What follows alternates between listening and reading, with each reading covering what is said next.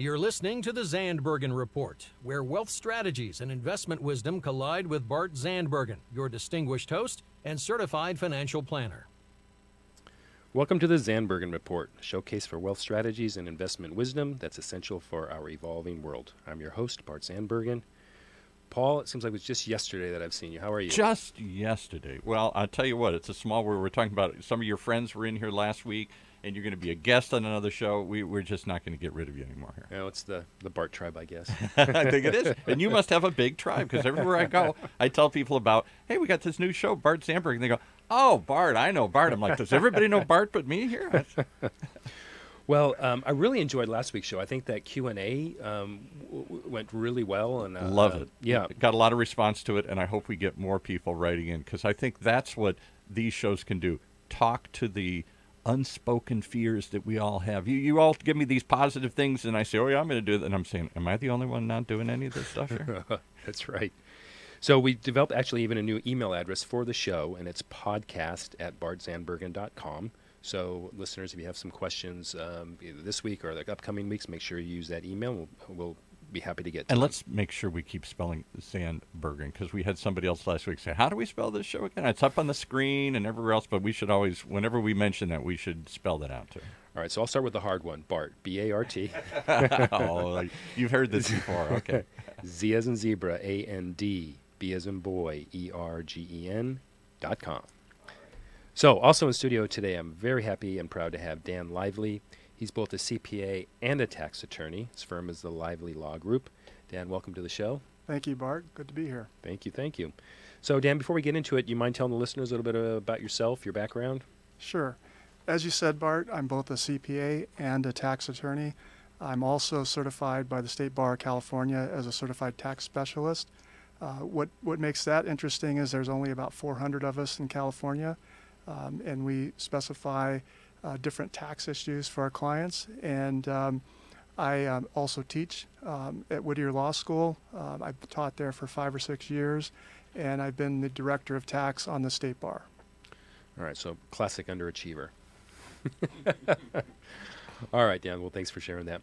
All right, so both as a CPA and a tax attorney, most people know what CPAs do. I'm not sure if everyone knows what a tax attorney does. Can you explain maybe some of the things that kind of fall under that umbrella? Yeah, interesting question, Bart. And actually, I remember when I was in college, and we went around the room. I was in a communications class, and they asked me what a CPA was, and I got stumped. So I retract my assumption. So tell what a CPA does as well. We do a lot of the same things. There's some things that a CPA can do that a tax attorney can't, and there's some things that a tax attorney can do that a CPA can't. For instance, CPAs do financial statements and audited financial statements. That's something that only they can do. Attorneys can represent you in court. CPAs cannot. One of the things that's interesting about our firm is that we do both. We do CPA style work, which may be tax preparation and tax planning. We also do tax attorney work, which would include tax planning as well, maybe more in-depth and more analysis with case law. And we also can represent our clients if they have issues with either the IRS or the Franchise Tax Board or any other taxing agencies. Okay, great. That really helps. All right, so a number of things I want to ask you today. We all know that in December of last year, there was some significant tax law changes. One specifically had to do with pass-through entities. Correct. I think it's, for most people, it's pretty confusing, and then it gets even more confusing because there's some exclusions or exemptions within the pass-throughs.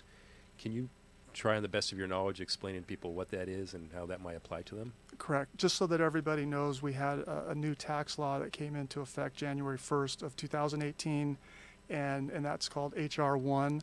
And we have probably you've asked the question about probably the most complex end of that that whole tax law.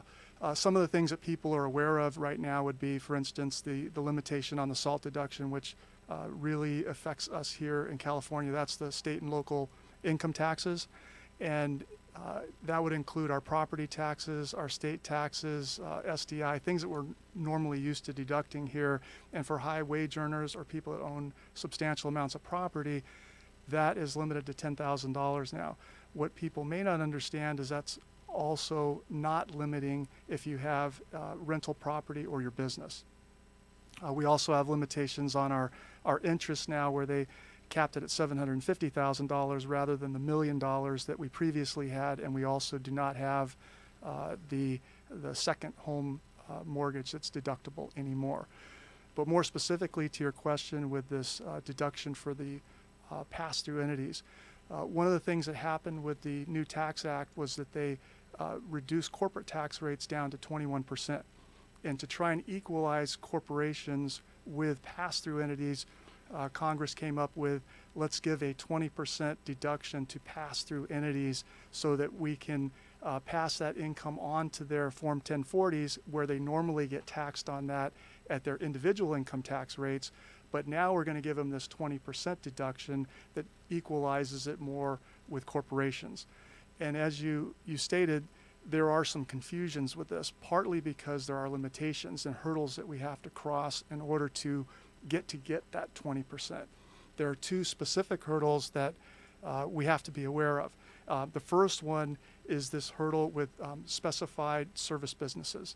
If you're a specified service business, there are specific limitations as to who can take this deduction or not.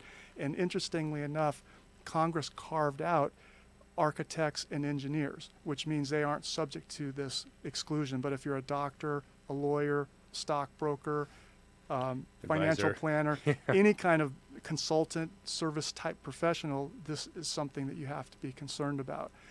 And it has income limitations, taxable income. So if we have a taxable income on a joint return that's $315,000 or less than that, I should say, or an individual that's $157,500, we're in the clear. We get the 20% deduction. It's when we start crossing over that threshold that we have a problem. There's an actual cliff with the specified service professional. If they get over a certain amount, and that amount is $415,000 on a joint, or half of that, $207,500 on an individual return, then there's absolutely no deduction for the specified service professional. In between those two numbers, there's a proration reduction. That's the first hurdle that we have to worry about. The second one is what we call a wage and capital limit. And that applies to these other businesses, which we'll call qualified trades or business. If they are not a service business, they meet that hurdle, and now they're going over into this wage and capital limit, we have to look at two things. One is we have to look at their W-2 wages. If 50%, we take a number 50% of their W-2 wages, and we compare that to 25% of their W-2 wages plus 2.5% of their depreciable assets, whichever one's greater, we take that, and that's their limitation. So that gives us a lot of calculations that we have to do to see if somebody qualifies. First, if somebody, again, is under this $315,000 limit as a joint return, or $157,500 as an individual return, they have no concerns. They're going to get the full deduction. It's when we get over the $415,000 number for a joint, $207,500 for an individual, that we have to start getting really concerned about, are we on the cliff with a specified, or are we on this wage and capital limitation if we're a qualified trade or business? So just to clarify, and to take a break here for a sec, so is it total income or just W-2? So if it's an S-Corp, perhaps there's a W-2 income of, I'm going to make up some numbers, so maybe it's a W-2 income of $150,000 and then K-1 or pass-through income of $400,000. So how does that work in your formula? Yeah, there's some clarity that isn't available yet. Just because the IRS, when a tax law comes out, it gets passed on to the U.S. Treasury, and the Treasury writes regulations, and we don't really have those yet. But from what we can see, they call it qualified taxable income that we're talking about. And qualified taxable income is the taxable income taking out the compensation and taking out investment income. Okay. All right.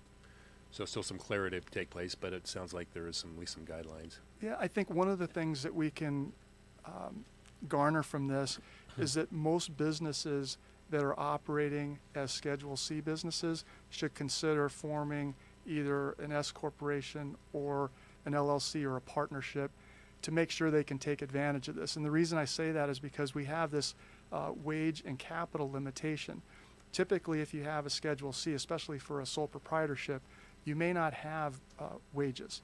So if you don't have wages and we have this wage and capital limitation that we're dealing with, you could lose the deduction entirely. But if you went into a partnership or an S corporation, or one of these other types of entities, then we could still get the deduction. So Okay. the ones that are going to be really concerned are the ones that are sole proprietorships. Okay. Okay. Good. That was a heavy subject right there. It is, and I can tell you, there's a lot of practitioners who are struggling with this still. Yeah, I'm not surprised. All right, so I think both of our practices are somewhat diverse in the things that we do. One that I think we do, somewhat in tandem would be succession planning for our clients. I know that's somewhat of a specialty of yours. Would you tell listeners what that means to you and how you approach succession planning? Sure. I mean, succession planning, in a nutshell, is simple but complex. It's like an iceberg. One of the things that we want to do is be able to pass on the businesses that our clients have created either to their heirs, to their business partners, or to other individuals, maybe charitable organizations, as they see fit. We have to plan for that so that we can be efficient tax-wise and make sure that the actual results that we want and our goals are being met. So we do different things. We might do, for instance, a buy-sell agreement with an organization so that if there's a triggering event that causes a death, a divorce, bankruptcy, there could be a whole host of different events that we specify in the agreement, that there would be a mechanism for that person that had that happen to them to be bought out. Mm-hmm. And we might decide we want to have appraisals to do it, or we might every year or two decide on a fixed value. And then we have to find a funding mechanism to make this all happen. The funding mechanism in a lot of circumstances is life insurance or maybe a loan, but life insurance is better for a lot of reasons. Yeah. One, it's a way to create money instantly, and it also is a way for the purchaser to create some basis in the entity that they're buying with using money that they receive tax-free. Mm-hmm. So that's one of the ways we do it. We also structure entities to encapsulate this. A lot of the LLCs that we write now have a lot of language like buy-sell agreements now. Mm-hmm. But the key element is to pass on these entities to the people that we want them to go to with the most tax-efficient method as we can. So one of the things that we have done along those lines is people always talk about life, or what about disability? And so there's also comparable disability buyout policies that will work if it's determined someone's disabled and then they're not ever able to come back to work. So there is a set, fixed amount as opposed to a monthly benefit for life. The partners will get a fixed amount to buy the surviving but unable to work partner. Correct, and that would be another example of a funding mechanism to make this happen. Yeah. And that could be a triggering event as well. If someone's disabled and they're not able to participate in the business anymore, it creates a hardship for the other partners, so this would be an excellent way to buy them out. Great. Well, this is a great time. We're going to take a really quick break, and we'll be right back.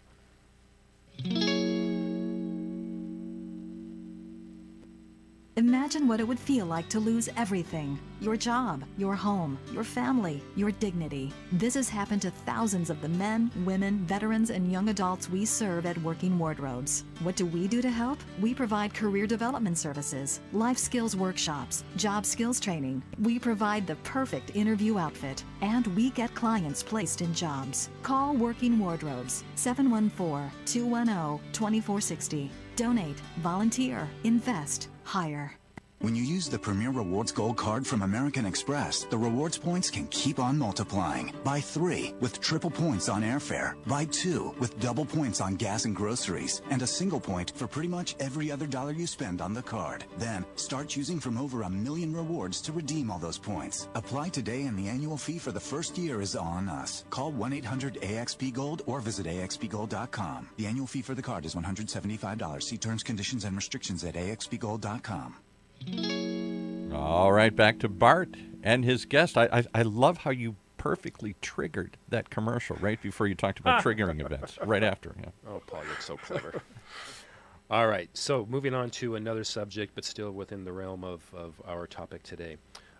So, Dan, a situation that I come across quite often is parents or wealthy parents who have determined and targeted that their kids are going to receive their money or their estate or a great portion of it, but also concerned that the spouse or future ex-spouse of the children do not get the money. So in other words, their kids are protected.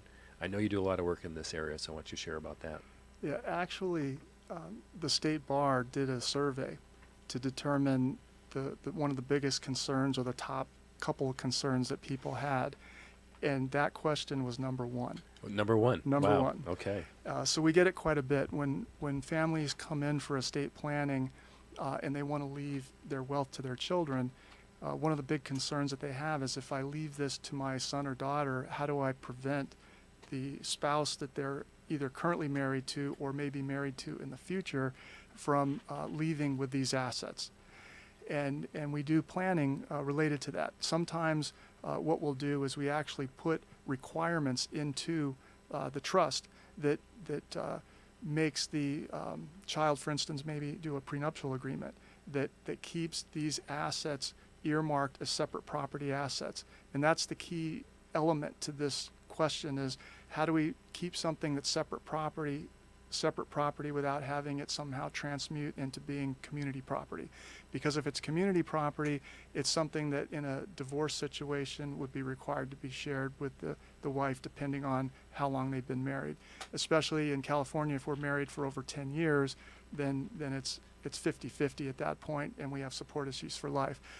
But one of the things we'll do is, for instance, if a child is bringing in assets to a marriage, we typically keep those assets in a separate property trust and designate them as such, and then we discuss having a prenuptial agreement with them as well, so that we don't somehow transmute this either through work or efforts towards that property into somehow community property. And we also get prenuptial or anti-nuptial agreements that we can do if there's an inheritance coming in. An inheritance will naturally be separate property when it comes in, so will a gift, but we want to be able to maintain it that way. The only difference between the prenup and the anti-nuptial agreement is that an anti-nuptial agreement doesn't just naturally have consideration for it. Consideration for a prenuptial agreement is the actual marriage. But with an anti-nuptial agreement, we're going to have some sort of a payment or consideration that is put together that makes it an effective agreement. Yeah. Yeah, I think that whole subject of separate property is a little more complicated than most people know, right?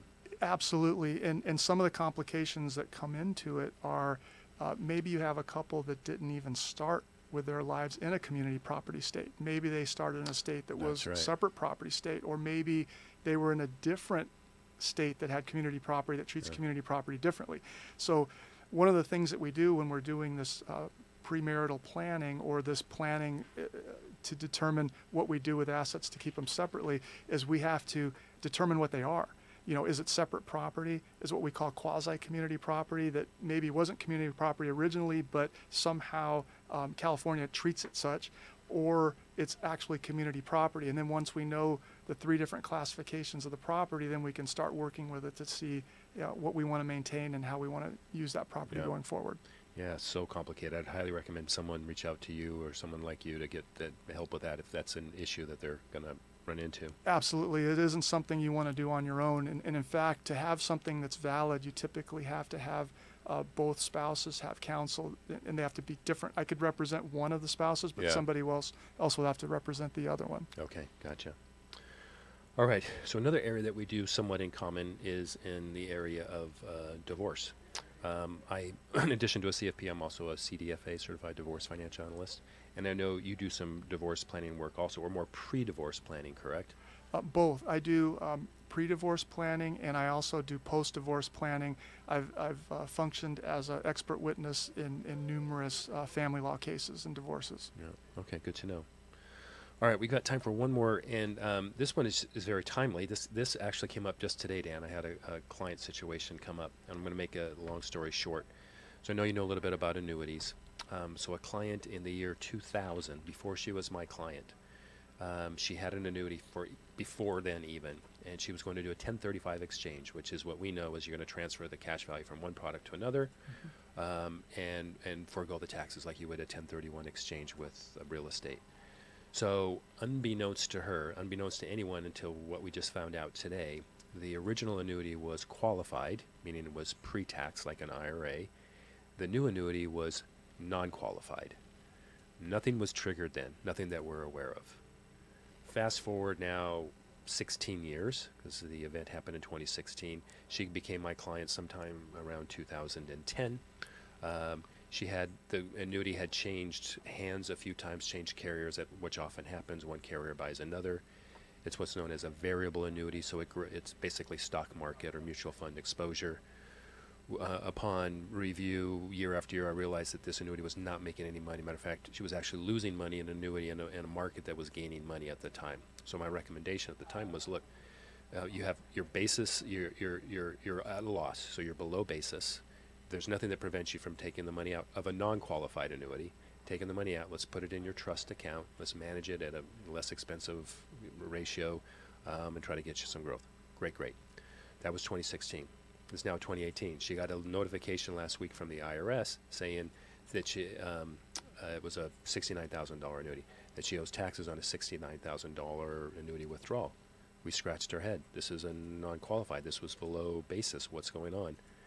Well, research, my assistant called and worked her way through to find out that in the year 2000, what I just shared with you, it was actually started out as a qualified to a non-qualified. I know we only have a moment here. What would your advice be to my client? And the great thing about this is I'm going to get some advice. I don't have to pay your hourly rate here for the next 2 minutes. Another great question, Bart. I think that the first thing we do in a situation like this is we have to get a hold of the correspondence file from the IRS to see exactly what statutes or law they're quoting and why they believe that this money's due. And then we analyze that, determine if this is in fact something that would be due. Then we have to look at the various statutes of limitation. One that would concern me in this case is the 10-year collection statute that says that from the time the tax is assessed, they only have 10 years to collect it. They're trying to assess the tax now. That may be inappropriate. So those types of issues need to be reviewed closely and determine what has actually happened here to see if your client basically what I'd call has a leg to stand on, and we have an arguable position that we can take that would either lead to a favorable settlement with the IRS or maybe not paying anything at all. Great. Well, expect a call. We'll talk offline. All right. Appreciate it. All right. So we have run out of time. Dan, it's been a pleasure having you in the studio with me today. I now have the honor of asking the final thought question. And that is, please share with us your ultimate lesson learned over your tenure as a legal professional. Well, this is why I think I'm going to mention this one. I had an individual call me on the phone about a week ago, and he had not talked to me in 20 years. And he said, you know what? You said something to me 20 years ago that I still remember to this day, and everywhere I go, I tell everybody, and it's just stuck with me forever. And he said, I go, what is that? Because I'm dying to know. I'd love to know. He said, I said, it's not what you make, it's what you keep. That's a great one, Dan. That's a real good one. All right, Dan. Hey, what's your guilty pleasure? Guilty pleasure? I play guitar a lot. Really? Yeah. Okay. Learned something about you today. Excellent. All right, Dan. Thanks again for joining us in the studio today. And for those who want to learn more about Dan and what he does, you can visit him at www.ustaxrescue.com. Do I need to spell that out, Paul, or is that pretty good? Nah, I think you got that. Thanks so much, everyone who was tuned in, and we look forward to having you back in the studio next week. Cheers. All right, thanks for having me. Tune in next week for the latest edition of the Zandbergen Report, Tuesdays at 2 p.m. Catch up on our recent shows by visiting www.bartzandbergen.com. Interested in being a featured guest on our show or have a question you'd like to hear us answer on the Zandbergen Report? Email podcast@bartzandbergen.com.